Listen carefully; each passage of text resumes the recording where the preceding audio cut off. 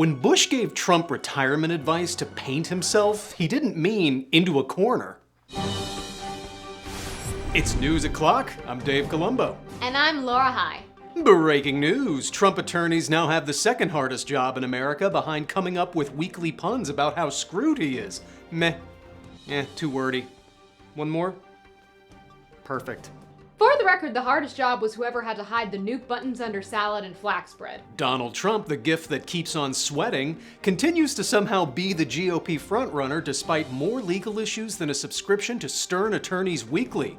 I read it for the articles.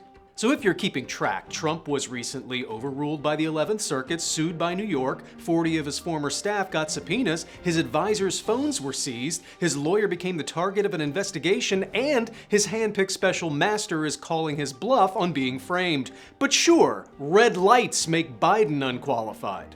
And not to mention, Biden didn't get a front row seat at the Queen's funeral. Didn't matter that the Queen's family, advisors, all needed to sit up front. If Trump was there, he would have been, sorry about your gram, Charlotte, but Daddy Trump needs a seat in the front so everyone can see how small his sense of self is. In an interview with Sean Hannity, Trump said that he could declassify documents by thinking about it, which is crazy. If the president can adjust things with his mind, Biden would have accidentally changed all of our names to Jack by now. If Trump actually had the power to change things with his mind, there wouldn't be a presidency. He'd be the king of everything. Women wouldn't be able to speak, and his daddy actually would know his name.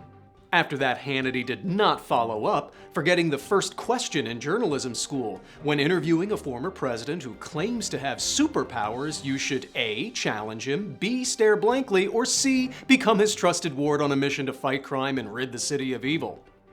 But Dave, that would involve doing something else instead of smelling their own farts.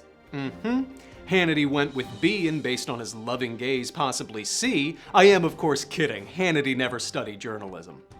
Trump is also being sued by the city of New York for fraud. Little late to the party, New York, but thanks for catching up to the rest of us who knew he was a crook back when he didn't let being sober stop him from starting his own vodka.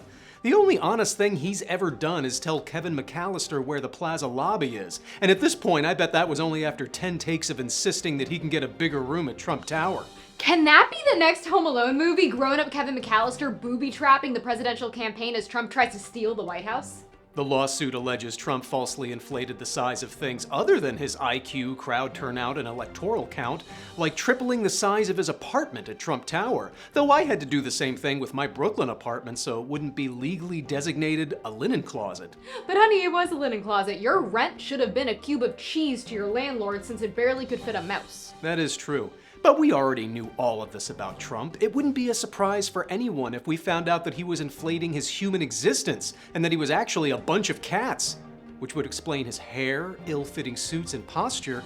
What if it's Meowlania? Oh, I think I know too much. I'm through the looking glass. See you next time.